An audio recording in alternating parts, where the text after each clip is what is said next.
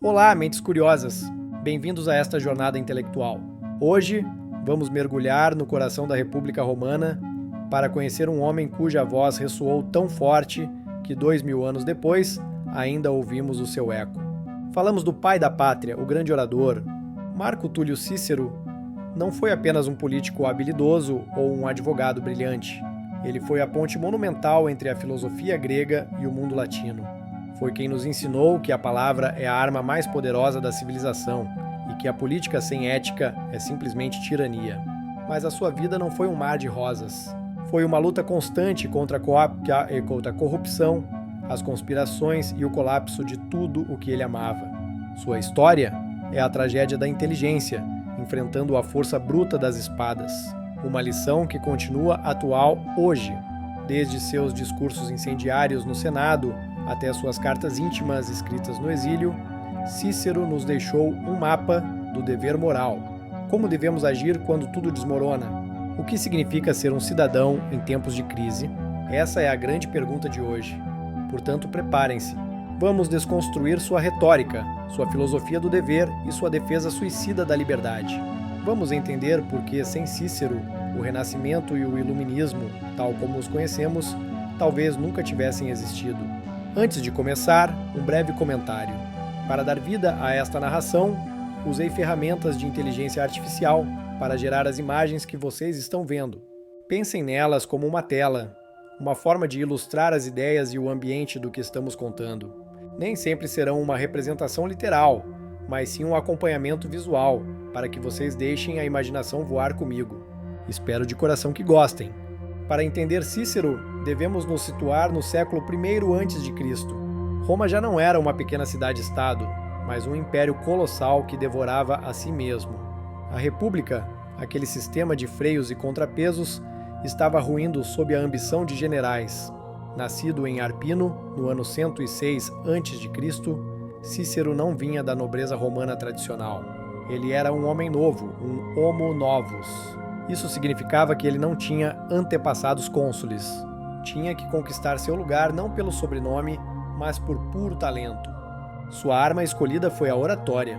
Em Roma, se você queria poder sem ter exércitos, precisava dominar o fórum. Cícero entendeu que a retórica não era apenas falar bonito, mas a arquitetura da persuasão. Estudou leis e filosofia com uma voracidade inigualável. Viajou para a Grécia, o berço do saber, para aperfeiçoar seu estilo. Lá, mergulhou nas escolas filosóficas que definiriam seu pensamento. Não se prendeu a uma única doutrina.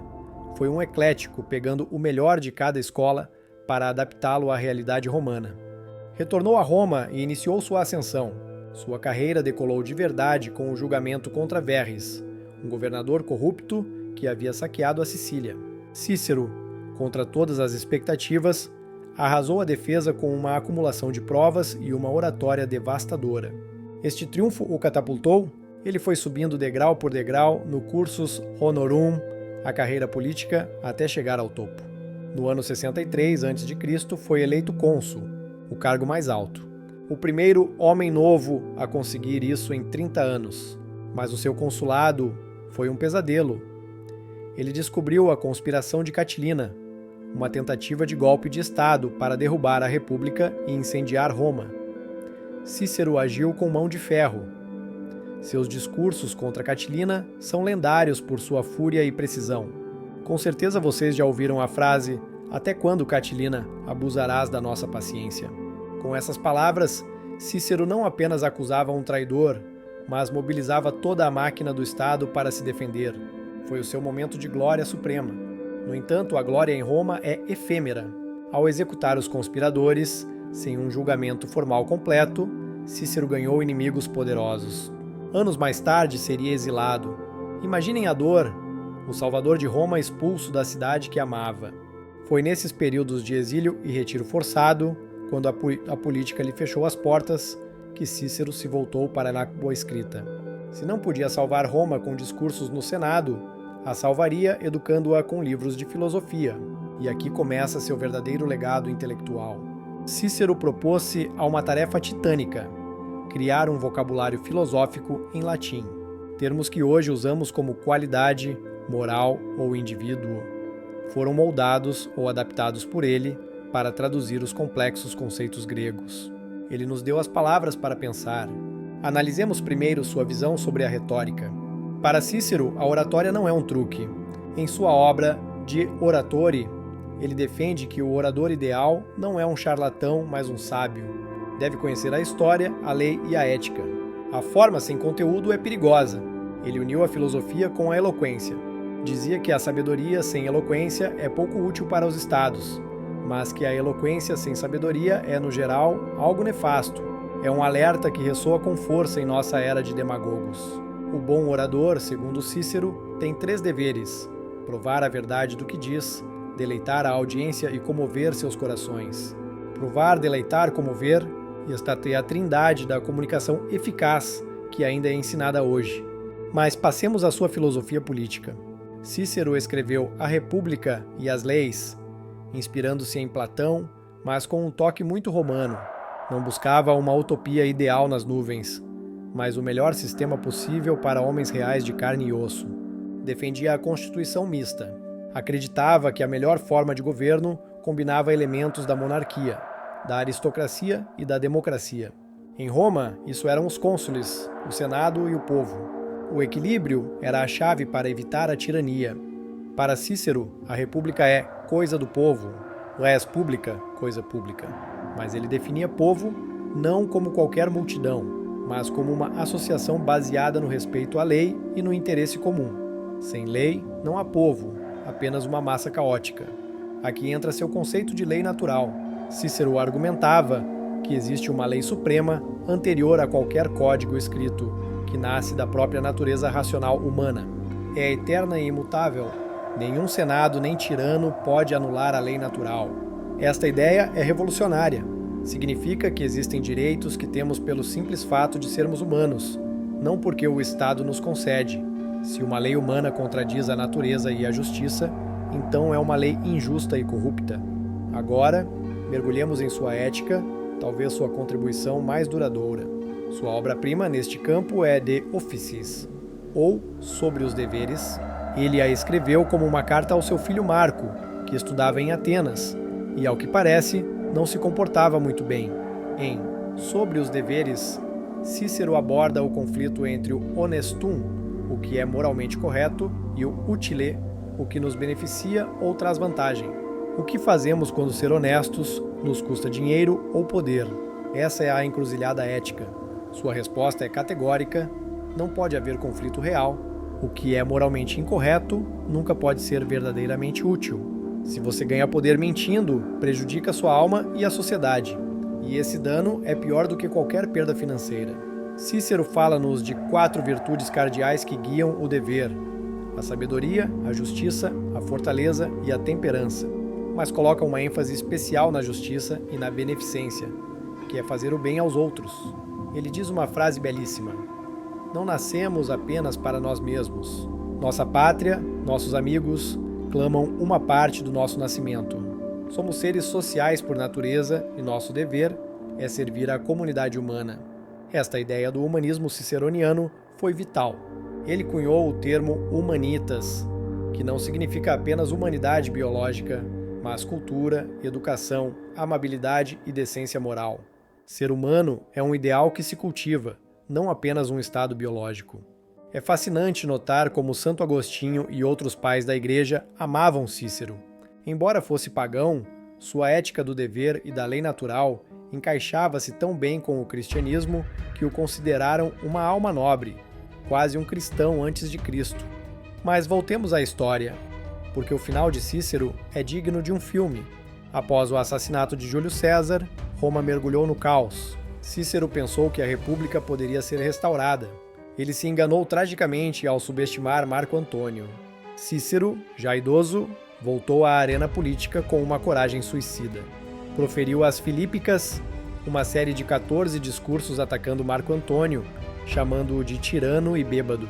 Ele queimou todas as pontes. Sabia que estava arriscando a vida. Quando Marco Antônio formou o segundo triunvirato com Otávio, o futuro imperador Augusto, eles selaram uma lista de proscritos, inimigos do Estado que deveriam morrer, O nome de Cícero estava no topo dessa lista.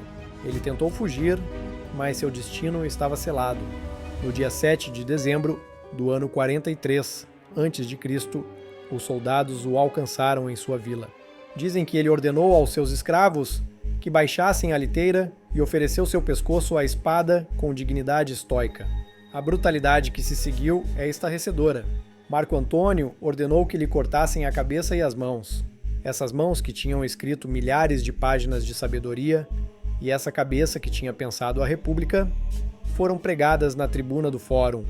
Foi uma mensagem clara. A era da palavra e da persuasão tinha terminado. Começava a era da força bruta e do império. A república morreu junto com Cícero. Mas, ironicamente, sua morte assegurou sua imortalidade. Falemos do seu legado. Durante a Idade Média, Cícero foi venerado. Mas foi no Renascimento que a febre ciceroniana explodiu. Petrarca, ao descobrir suas cartas perdidas, sentiu que falava com um amigo vivo. Cícero despertou a Europa. Seu estilo latino tornou-se o modelo absoluto de perfeição. Durante séculos, aprender a escrever significava aprender a imitar Cícero. Suas frases equilibradas, rítmicas e complexas moldaram a prosa das línguas europeias. Mas além do estilo, pensemos em suas ideias sobre a amizade. Em seu tratado de Amicitia, ele nos diz que a amizade só pode existir entre pessoas boas. A amizade baseada no interesse não é amizade, é comércio. Para Cícero, um amigo é um outro eu. É alguém com quem você pode falar como se falasse consigo mesmo. Em um mundo de alianças políticas traiçoeiras, ele valorizava a si a lealdade pessoal como um tesouro sagrado. Também refletiu sobre a velhice em De Senectute. Longe de vê-la como uma decadência, ele a defende como a etapa da autoridade e da sabedoria. Diz que as grandes coisas não são feitas com a força ou a rapidez, mas com o conselho e o caráter. É interessante como Cícero aborda o medo da morte. Como um bom eclético com influências platônicas, ele argumenta que a morte ou é o fim de toda sensação, o que é como um sono profundo, ou é a passagem para uma vida melhor. Em ambos os casos, não há o que temer. No entanto, Cícero não era perfeito. Seus críticos, tanto antigos quanto modernos, o acusam de vaidoso. Ele adorava ser elogiado. Sua correspondência revela um homem inseguro, que às vezes mudava de opinião conforme sopravam os ventos políticos. Mas essa humanidade, essas dúvidas e medos, são o que o tornam tão próximo. Ele não é uma estátua fria de mármore. É um homem que hesita, que sofre pela morte de sua filha Túlia, que se desespera quando perde a liberdade. É profundamente humano. Voltemos ao seu conceito de dever. Cícero insiste que o serviço público é a vocação mais nobre. Ao contrário dos epicuristas, que recomendavam retirar-se para o jardim e evitar problemas, Cícero exige ação. A virtude está na ação. Este, chamado a ação cívica, inspirou os pais fundadores dos Estados Unidos. John Adams e Thomas Jefferson liam Cícero. A ideia de que a liberdade exige vigilância eterna e virtude cidadã é puro pensamento ciceroniano. Cícero nos alerta sobre os perigos da demagogia. Quando um líder promete tudo ao povo, ignorando as leis, está pavimentando o caminho para a escravidão. A liberdade não é fazer o que se quer, é ser escravo da lei, para não ser escravo de homens. Sua visão do universo também merece menção. Em O Sonho de Cipião, parte de sua república, ele descreve uma visão cósmica onde a Terra é um ponto insignificante. Isso nos ensina a humildade. A glória humana é ridícula comparada com a eternidade. Mas embora sejamos pequenos, temos uma centelha divina, a razão. Cícero acredita fervorosamente na dignidade humana. Somos os únicos seres capazes de entender a ordem do cosmos e replicá-la em nossas cidades por meio da justiça. Aprofundemos um pouco mais em seu método filosófico. Cícero era um cético acadêmico. Isso não significa que não acreditasse em nada, mas sim que acreditava que a verdade absoluta é difícil de alcançar. Devemos buscar o mais provável, o verossímil.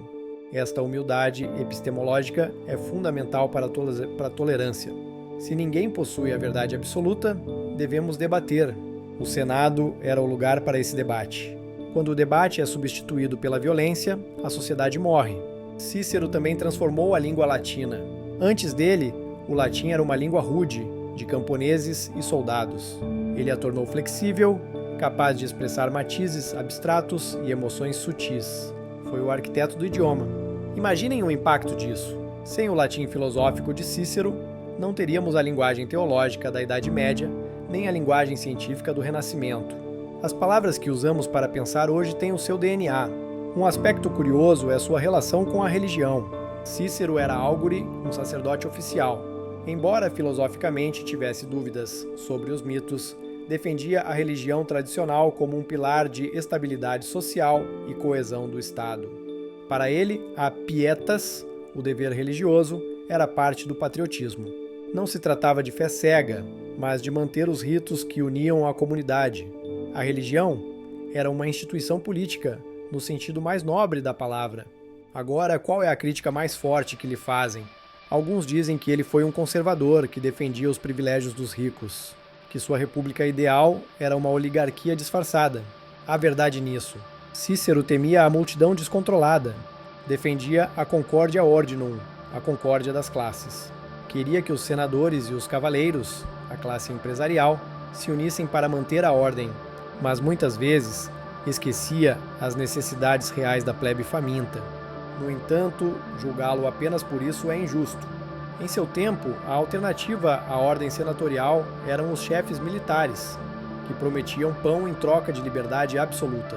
Cícero viu que esse caminho levava à ditadura permanente, e ele tinha razão. Após sua morte, Roma teve paz, sim, a Pax Romana, mas perdeu sua liberdade política para sempre. Os cidadãos tornaram-se súditos.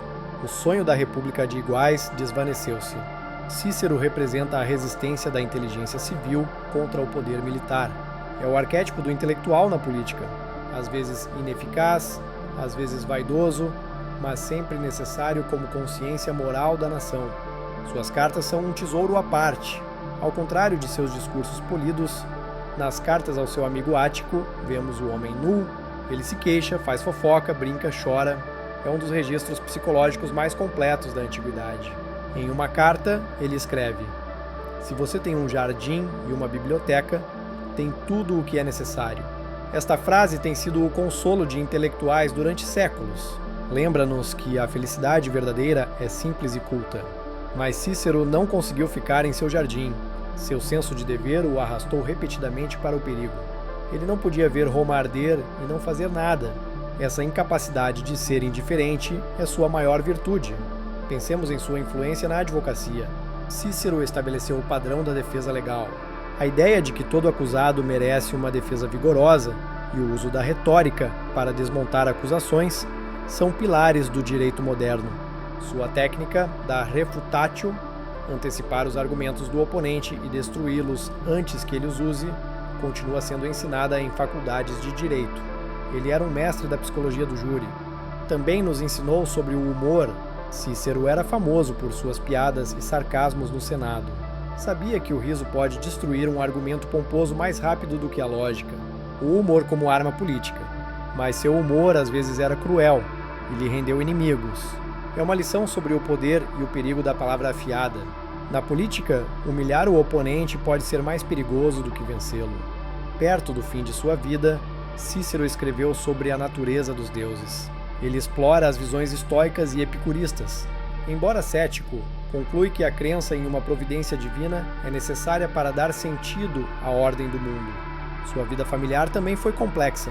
Divorciou-se de sua esposa Terência após décadas de matrimônio por problemas financeiros. Sua relação com sua filha Túlia era de um amor profundo. A morte dela o destruiu. Cícero conhecia a dor íntima. Escreveu um tratado sobre o consolo para curar sua própria dor. Perdeu-se na história, mas sabemos que tentou racionalizar a tristeza.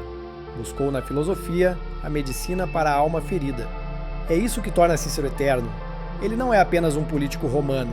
É o ser humano universal tentando navegar no caos da vida com a bússola da razão. Seus problemas são os nossos problemas. Corrupção, perda, dever, velhice. Quando lemos Cícero hoje, sentimos que ele nos fala diretamente. Sua prosa tem um ritmo, uma música que cativa. Dizia que o ritmo no discurso é como o batimento cardíaco, essencial para a abecíncua vida do argumento. Em seus últimos dias, sabendo que a morte viria, disse uma frase que resume sua atitude: Não desertarei na velhice a república que defendi na minha juventude. Coerência até o fim. Cícero foi o último grande defensor de uma forma de governo livre na antiguidade. Depois dele, o mundo ocidental esperaria 1800 anos para voltar a tentar seriamente a democracia republicana. Seu assassinato marcou o eclipse da liberdade de expressão. Augusto permitiu que o matassem, mas anos depois encontrou seu neto lendo Cícero. O neto escondeu o livro, assustado. Augusto pegou o livro, leu um pouco e devolveu dizendo: "Um homem sábio, meu filho, um homem sábio e um patriota. Até mesmo seu carrasco teve que reconhecê-lo. Não se pode matar as ideias cortando uma cabeça." As palavras de Cícero voaram mais longe do que as águias das legiões romanas. Hoje, em nossas democracias modernas, toda vez que falamos de direitos inalienáveis, da separação de poderes, da importância da educação cívica, estamos citando Cícero sem saber. Ele nos deixou o alerta. A liberdade não se mantém sozinha. Requer virtude, requer coragem, requer cidadãos que coloquem o bem comum acima do benefício pessoal. Se esquecermos disso, perderemos a República. Marco Túlio Cícero não foi um santo. Foi ambicioso, às vezes arrogante. Mas foi um homem que acreditou no poder da razão contra a barbárie. E em um mundo que muitas vezes parece tornar-se bárbaro, sua luz é mais necessária do que nunca. Portanto, da próxima vez que ouvirem um discurso político, analisem-no.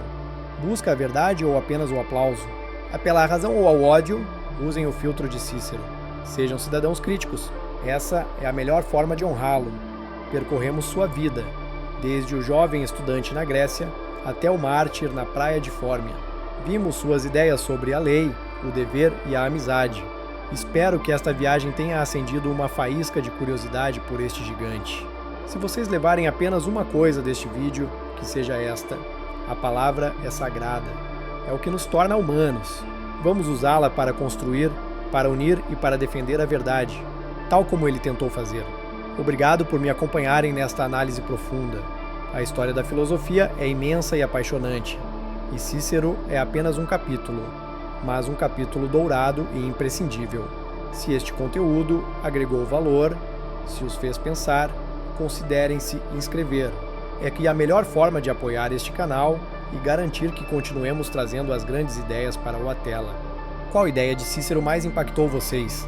A lei natural? O dever cívico? Sua visão da amizade? Digam-me nos comentários. Adoro ler suas reflexões. Sou o seu guia nesta ágora digital. Mantenham a mente afiada e o coração curioso. Até a próxima, buscadores da verdade.